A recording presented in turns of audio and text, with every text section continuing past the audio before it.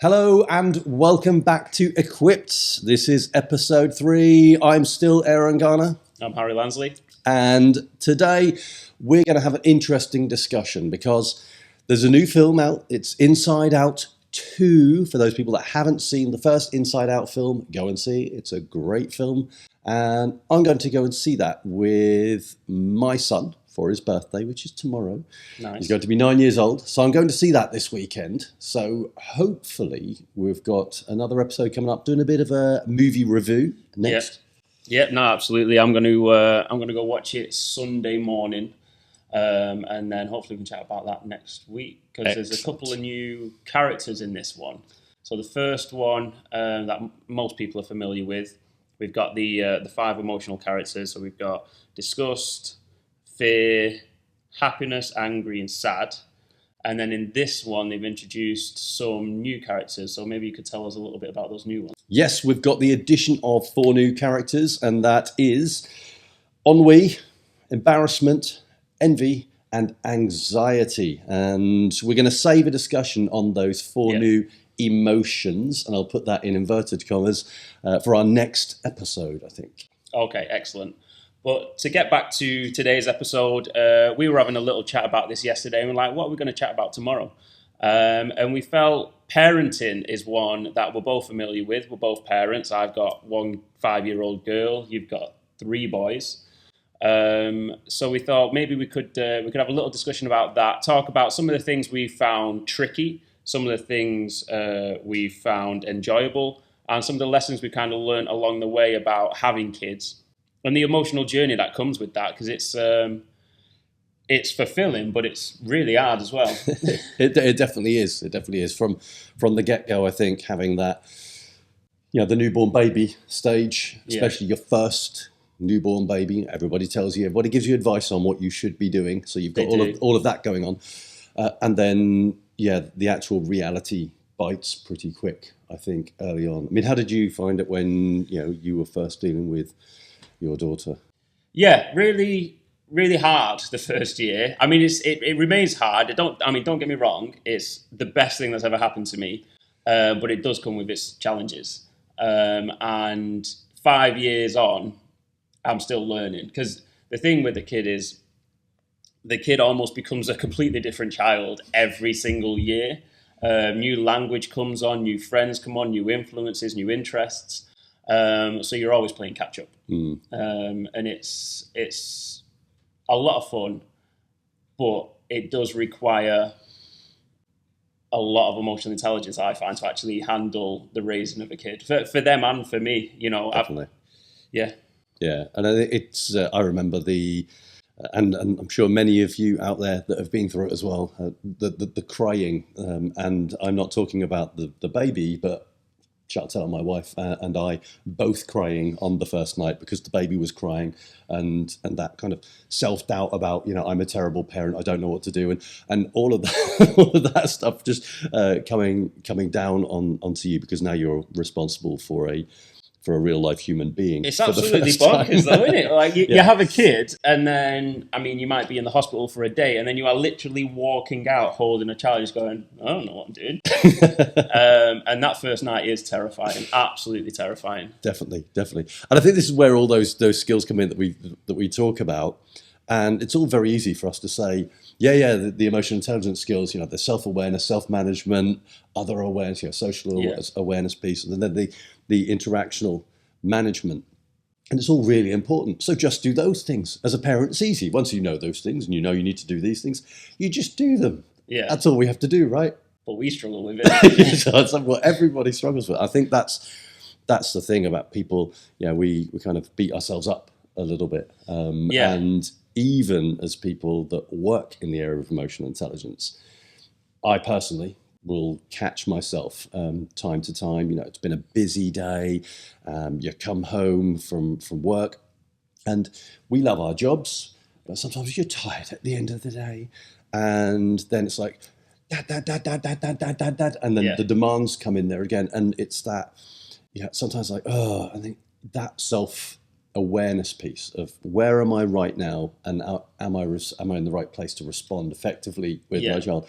We don't always do that when we walk in, and sometimes you'll find yourself snapping, or your voice will raise because you're annoyed, and then hopefully you catch yourself. But sometimes we make mistakes, and I think it's important to embrace those elements. 100%. I think one of the things I learned, I'm still learning now, to be fair, is when you do mess up, and you will, everybody does, and the emotional drain that comes with having a child will mean you will make emotionally based mistakes often, is you have to forgive yourself, and almost treat it as a bit of a learning process rather than an albatross around your neck of like, I snapped at my kid, and now I feel terrible, and they're never going to love me the same, and all that kind of stuff. Is you will make mistakes. Kids will forgive you. You have to forgive yourself, because there has been times when I have lost it with my kid, and particularly in the early days.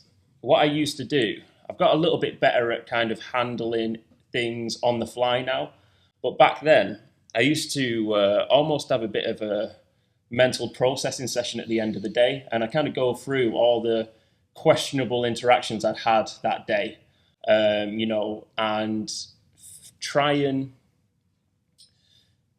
process it and think how I could do better. And I did that pretty much every single night. Now I'm a little bit better. Like if I do kind of snap at the kid or whatever, it probably takes me 20 seconds to then go, oh, that was out of order. And then I can go back, have the conversation and explain. And vice versa. If Kira needs a conversation because she's doing something, I often take those 20, 30 seconds to just quickly go, how am I going to deal with this, rather than kind of going on the attack, her getting defensive. It's like, how do we get the actual lesson out of it? And forgiveness is definitely a big part of being a parent, and not beating yourself up too much, I think. Definitely, yeah. I mean, I think years ago we were talking so I've got 3 boys. So I've got Addison, who's 9 tomorrow. Shout out to Addison. Nice. Birthday Happy tomorrow. And so he's 9 tomorrow. Then I've got a 17-year-old and a 20-year-old one, so who's now left home, first one, feeling old. And I remember when Finn was younger, and I was working at home on this particular day, and he came in and wanted my attention, and I snapped straight away. Bear in mind, we work in this field. And I snapped, I'm busy, and you do that kind of raised voice. And I was quite stressed on that particular day, but I hadn't identified how stressed I was. And I think that's the thing. And so he just disappeared. But luckily straight away, I caught that and did that kind of, okay, right, that wasn't fair. It's not there. It's not Finn's fault. And, go to find him. And you do that. Okay, I'm really sorry. You do the apology, but not just the apology. So the explanation, because I think that models good emotional intelligence as 100%, well. You need to understand it. So as you were saying there, if you're modeling, I did this, it was wrong. This is why I did those things. And then you try and kind of build it up so that in the apology, you get that learning piece you were just talking about.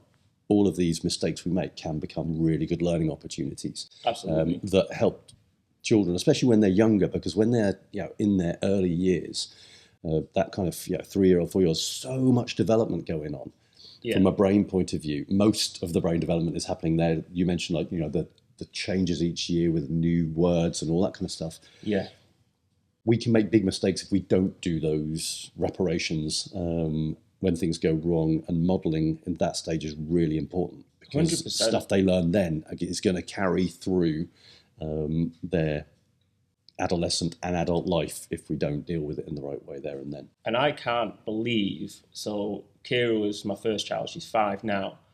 I can't believe how clever young kids are. Not just like from a language perspective, but she, and I'm sure other kids as well, have this unbelievable way to read a room. It's a simple question like, hey Kira, who's the better cook, mummy or daddy? And she won't engage, because she's already thinking about hurting someone else's feelings. Now, if you get her in a room on her own and say it, she'll be like, yeah, Daddy, you're a better cook. Like, of course you would, Harry, yeah. Yeah, absolutely. Who's more funny? She's like, yeah, it's mummy. But she'll never do it in the room, because her ability to understand what she says can have an impact on how someone else feels. At that age, I just didn't think that would be the case. And it really is. And then if you flip it, it just means she will also feel it when you don't reflect properly when she's in the room. Because a lot of the time with the kids, you feel like you can get away with stuff because they're not necessarily going to pick it up in the way that you actually mean it with, let's say you're having a conversation with an adult. You think you could have that conversation, and because it's high level conversation, the kid won't take it in. They take it in. They definitely do. And it might be the next day or a couple of days, even a week goes by, and they'll bring something up in that conversation. You go, oh my God, right, you are picking up absolutely everything. I need to be more careful. Yeah. And I've made that mistake countless times, thinking she's not going to understand the complexity of this conversation, and she does. Yeah. No, it's really important. Kids are really clever, and they are radars for bad words as well. Unbelievably so, yeah. So they'll pick those up and call you out. Normally, if a bad word's mentioned, we tend not to use too many bad words, but if they do come out, you are definitely called out on it. But I think there's so much of an impact on and responsibility on parents to make sure that they have good emotional intelligence for that purpose, so that their child models it. It's not that you have to sit down and go through the quadrants of emotional intelligence per se, but I think modeling good emotional regulation, and when you do fail in that regulation of your emotion, highlighting why, because I think, as we just said, there's a bit of a learning there. But also that kind of validation piece, that empathy as well, that it's okay to feel certain ways as well, is really important. For example, movies. Go to see Inside Out. We've mentioned Inside Out already. I will cry at the drop of a hat at emotional points in movies. Chantal, my wife, finds that absolutely hilarious, how quickly I will cry in movies. But I'm modelling that almost, not intentionally, but Addison, my youngest, will do that too. And I think that's good in that, if you're emotional, you can let it out. It's not the old school boys don't cry kind of mentality. That might be my kind of grandfather's kind of period. That stiff upper lip, don't show emotion, those kinds of things. And I think so that validation of, when one of my children is angry, just validating, it's clear that you're angry about this. I get it. It's okay. Rather than that, sort yourself out. Wipe that look off your face. That kind of. It's a lesson in empathy, isn't it? And in that scenario, you're applying empathy to your child, and in the film scenario, you're applying empathy to the character. And that's actually find that really useful for practicing empathy. It sounds weird to say practice empathy, but it is something you can practice. It is something you can get better at doing with time. And I often do it with a film. It's almost. And it is sad because I cry at films all the time. But the more I make a conscious effort to empathize, the more I enjoy the film. And the more kind of emotional lessons I can take from it. So I always find kind of really even Toy Story, literally putting yourself in the shoes of Woody, you can take valuable emotional lessons from that story because you can understand everything from his perspective. And if you can do that, it makes it easier to deal with other people, handle emotionally charged situations, and then hopefully pass that on to your kid. Excellent. Yeah. It's one of those things, and whether it's a happy or a sad thing in a movie, I'll generally emphasize. Romantic comedies, they get me every time. So a rom-com, I'm just laying this out now on a podcast. It's about but rom-coms, that happy moment when they get together at the end, and that will get me every single time. I will probably cut this, but so and when it comes to that, that validation piece, empathy is really, really important. But what we tend to flip into, and this isn't just with your kids as well. I think as parents, we tend to become, like the other parent will say to each other, no, we shouldn't do it that way, or you should do it that way. There's a different parenting style between people. So I think consistency is really important for parenting, obviously. But we talk about those different styles of empathic communication. Or advisory kind of communication, searching communication, asking questions, and critical. It's very easy to flip into that, especially with children, to flip into that critical element. That don't do that, that's wrong. Don't say it. Now, there are some things where you kind of have to be the critical parent, I think. When they're doing something that's dangerous, obviously. Yeah. But sometimes be very quick to drop into that critical parent and not think from their point of view and take a more empathetic approach, I think. So you talked about a few of the communication styles there. Mm-hmm. Could you explain the other ones to us as well? So you've got searching, advising, critical, and empathetic.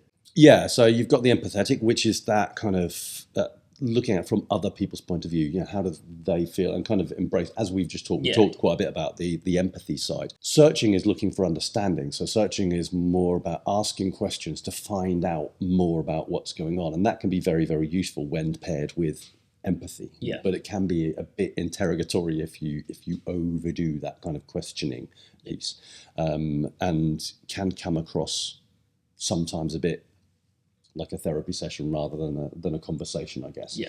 And again, if it's a therapy session, then that's great. The advising is instantly, and we all do that. People out there, you'll all have had this at some point when someone says they have a problem or they're doing something, and I've got a better solution for that. I know exactly how to fix this situation or solve this problem, and we're very quick to want to help. Yeah. And as humans, we like to do that. So that I say, oh, no, what you need to do is this. And as soon as we come into that, and it could be with the parent, the other parent in the relationship, or it might be to the child, it's sometimes better just to do the empathetic piece, do some empathy, and help them to come up with a solution for themselves is more effective long-term than giving people an answer. 100%. Which may not be the answer for them. Yeah. So it's very much that, okay, it'll work for you, but may not be for them.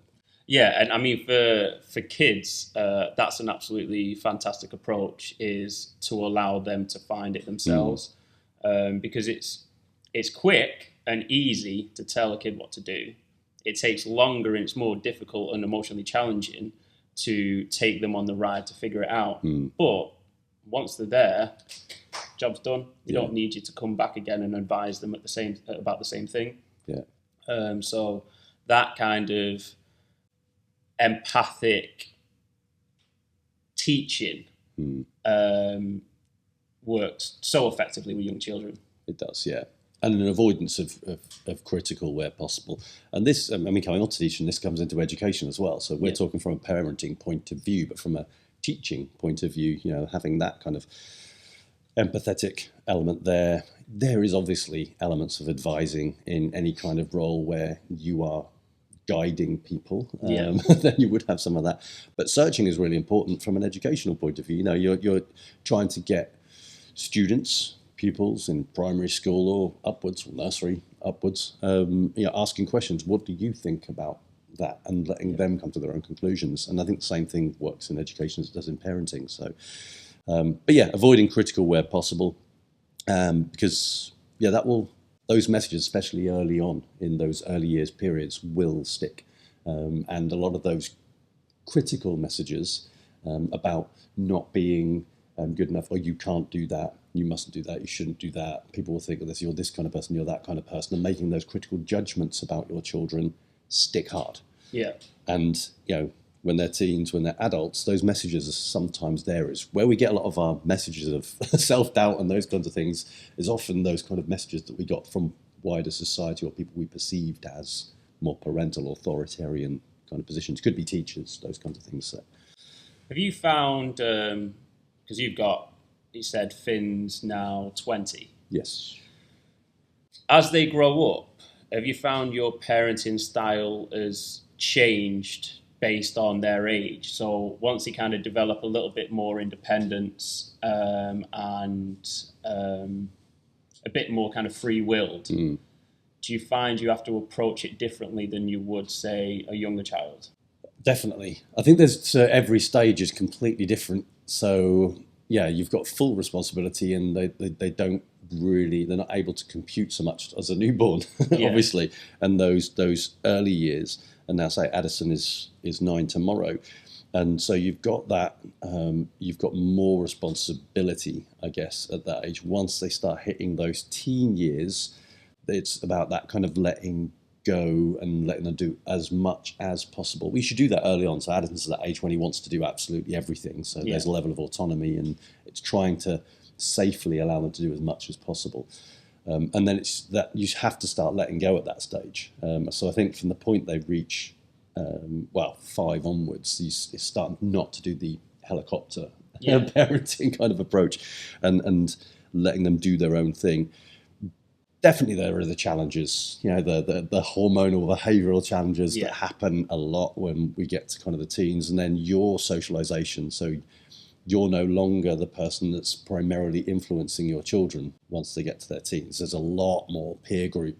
It's got to be terrifying that though, hasn't it? So you've got they're trying to find their way, trying to find their identity, who they are in the world, and they're learning a lot from their friends, less from you as a parent. And that can be difficult for a parent, I think, to again, no, I want to mold you into this kind of human being, and they want to be a different I know kind the of, best for you. Do this. So that's when you get the kind of the critical piece coming back in again, because it's like, well, that's not the way I raised you, and that kind of, so it's very easy to start having those, I think, obstructions and conflicts in that period, because you're no longer the primary socialization for your child. It's and there's ranges of socialization younger as well, but when they get to their teens, and we had interesting times during our teens. Finn, if you're watching this, all is forgiven.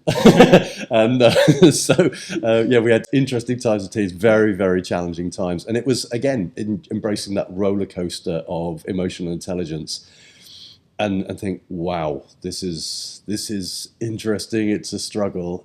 You'll find your way through. But, developing good emotional regulation, hugely important.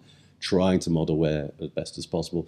And now Finn's in his 20s. He's a fully fledged adult. He's living independently. He's paying rent and all those kinds of things. And so then you end up sort of moving back into that adult kind of friend relationship almost. So you're no longer needed. Not you are needed, but you don't feel as needed or responsible. So you do shift constantly, I think. I imagine the loss of control as they start aging often makes you kind of become more critical. That feeling of like, I actually can't influence this person as much as I want, therefore you kind of try and do it in a more of an aggressive approach.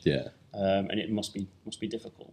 It is, and I think, again, coming back, and we come back to this each episode, we've got that self-awareness, self-management. Those two quadrants of those personal competences are really important, because if you don't catch that you're doing it, you just end up compounding the problem. If you realise that your teenage child is trying to achieve something, they're trying to achieve a particular aim, and it might be they want to be part of a particular social group, or they want to act a particular way because they've got a particular idol or something that they look up to that isn't you anymore. And they want to be in this particular way or act in this particular way. And the second you say, no, you're not that person, that's not allowed, you're being critical, but you're also pushing them in that direction. You're also obstructing their goal.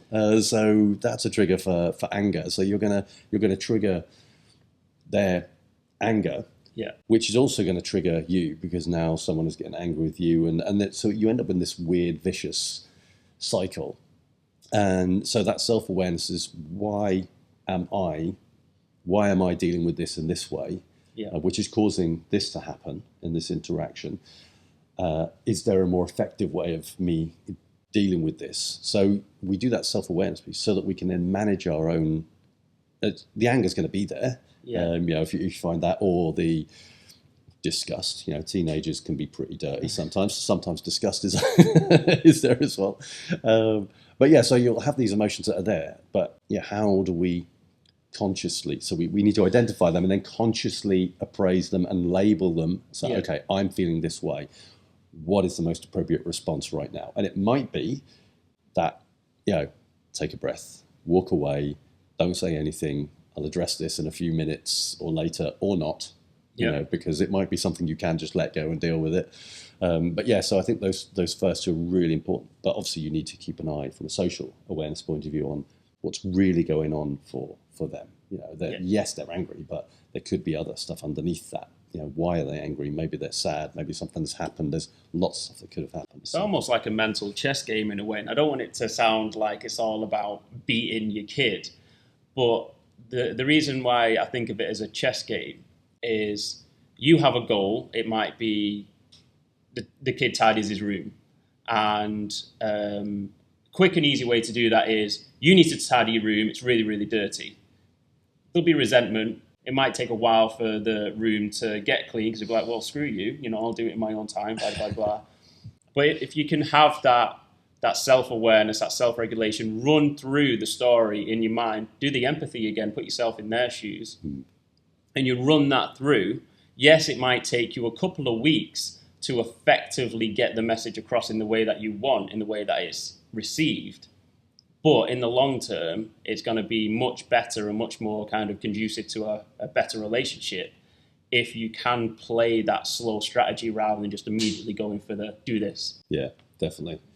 And the tiny in the room thing, I mean, we're talking like we were never kids, but we were those kids, right? 100%, yeah. And I remember, wallowing around in a dirty room when I was a teenager and stepping over things and, not making your bed and those kinds of stuff. And it was the last thing that you wanted to do was tidy your room. So it's quite easy to empathise, really, if you think back to those days. Now, there are some people out there that I'm sure were very, very tidy teenagers. I wasn't one of those. But when you did tidy, you remember when you had a tidy room? You felt great, didn't you? It was amazing. Yeah. All this space to do stuff. It was great. So my my middle son, hello, Ellis. So my middle son, his room's sometimes a complete mess. But when it's tidy and you walk in, I feel good. He feels good. There's so much stuff. So it's great. Unbelievable. But it's just what is the goal right now? It is not a tidy room. So it's great when it happens. But yeah. So one of the things I wanted to ask you on this podcast, I've been trying really, really hard not to ask you this prior to doing this, but do you have any tips, lessons that you've learned on your parenting journey that you can share with the audience, with me, that might help us on our own journey?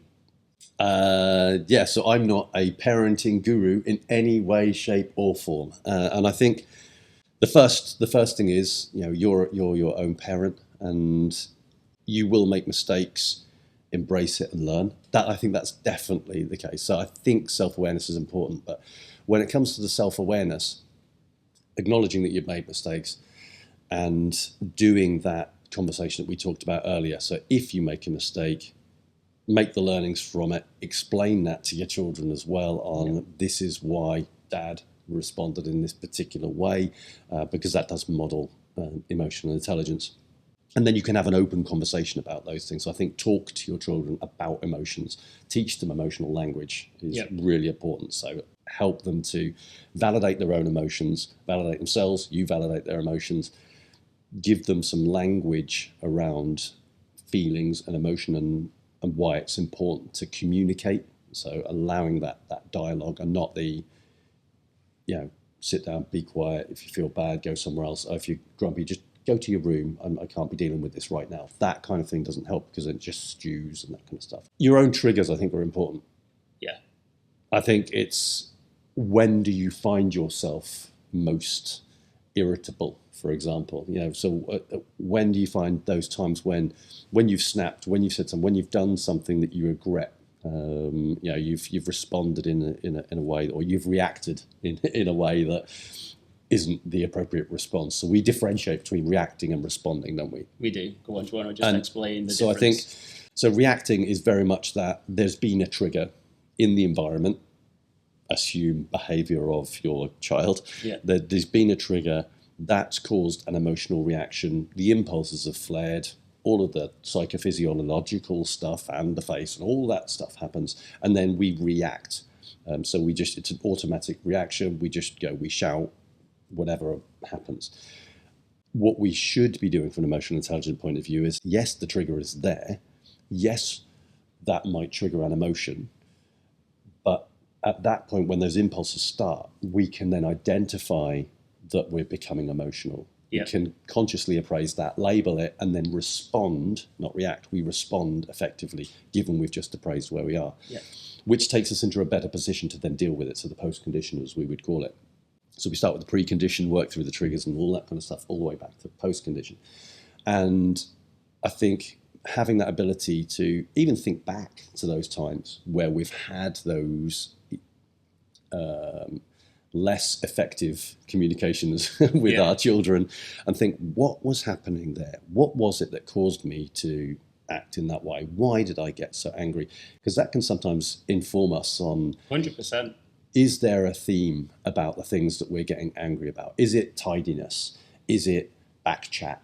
Is it not eating your dinner? Is it those kinds of things? And where did that come from? Why are you so triggered by this? And I'm not saying you have to go into deep therapy or anything like that, but understanding those triggers, I think, are really important. Yeah, that little mental run through, either after an event or, like you say, reflecting back, is a massive learning piece for trying to figure out how to be better next time. Definitely, yeah. So I think probably validation, your own emotions, validating your children, teaching that emotionally intelligent vocabulary so that they can do emotional intelligence, modeling it well, understanding the triggers, the things that wind you up, noticing if there's any themes to those that you can think, okay, I behave like this because, maybe when you were a kid, your parents told you, so gave you certain messages and you're trying to push them through as well. So I think those things are, there's lots of things, but I fail in all of those sometimes. And I think that probably one of the most important is don't beat yourself up. We all make mistakes, and it's about, as long as we're learning from them, I think that's probably the biggest one. Nice. No, I like it. How about you, though? Is there anything that you would... The thing I learned just as kind of Kira started moving into talking was to pay attention. Like, that conversation is the most important thing in the world, because for the child it is. So when Kira used to come back from nursery, I mean, she's moving into school now, you'd ask her about a day, and she'd go into great detail about how the day was. And sometimes, like, your mind would go off and be like, oh, I've got to do a little bit of washing, and then I've got to run the bath for her and all that kind of stuff. And you kind of lose focus. And I caught myself doing it. And I was like, oh my, you stop and refocus. And the more you engage with the child's conversation or story, it actually becomes fascinating. The insights kids have and the way they're able to understand the relationships and the dynamics going on at school is incredible. And I think I learned, after probably not giving those conversations as much attention as they deserved initially, that if you do really go in, pay absolutely 100% attention to the story that the kids are telling you, the faces light up, your face will light up, you'll learn a lot about your kid. And based on the conversation you can have back with them, they'll learn a lot about you as well. So that's something that I spend a lot of time in now. And that kind of leads me on to, and this one is potentially eyebrow raising, but I would encourage everyone to take the kid to the pub. It could be a coffee shop, but basically somewhere away from home, the distractions of home. And I've been doing this with Kira ever since she was in a pram, is I'd take her to the pub, it'd be me and a mum or me and a friend, and she'd sit with us and we'd have a conversation. And, when she was a baby, she couldn't engage in any way, shape or form, but she's learning. And then as she's got older and older and older, we probably do this once a week. So it might be a Sunday afternoon, we'll go sit in a pub, we'll have a conversation about absolutely anything, because, again, we don't have that distraction of home. So we're not talking about cleaning the room. We're not talking about what we're having for dinner. We're talking about, a camping trip we might be going on. We're talking about what the relationship with her friends are like at school, what daddy's doing at work. And I think the lessons she develops from that uninterrupted conversation and the vocabulary that she picks up, like, her vocabulary is bonkers. And a lot of it, I think, is sitting around with adults giving her the time, letting her participate in the conversation, is super, super rewarding for them. And a pub itself, it's almost like a microcosm of the world. Yeah. And, that she's seeing all different types of people, old people, young people, people from different countries, different languages. So she's picking up on all this, and I think from a communicational kind of benefit, a kid can learn a lot sitting in a pub. Yeah. Could be a coffee place. Basically, anywhere where there's people and zero interruptions and conversation is kind of the purpose that you're there. Yeah. So yeah, we do that once a week. She'll have a fruit shoot, I'll have a beer, share a packet of crisps, and then just chat. Fantastic. Yeah, and you covered so many things there as well. So I think it sounds like we've got the pub, coffee, whatever it is, but we've got a people watching playground there as well. So learning professional interactions as well as personal interactions is fantastic. But you also mentioned bringing us back to mindfulness as well, I think. And I think that adds into the element of self-awareness, self-management, the triggers and all of those elements. But you talked about that paying attention in the moment, listening to that conversation brings us back to that you need to being mindful, because we're often doing that thinking about work, thinking about whatever, or you're on your phone. I'm guilty of that. You've got the phone, you get emails or messages, offices in your hand, just put it down, have a conversation in the pub, in a cafe, at home, wherever it might be. But so there's so much, and keep learning, I think is the key. Yeah. And kids will give you the opportunity to keep on learning. Oh, they will challenge you every single day. They definitely will. And I think, given this is a parenting podcast, I'll give a quick shout out to Addison, Ellis, and Finn. You're all good lads. Yeah, Kira, love you. And we will see you on the next episode, which is coming up soon. We will. All the best. Take it easy.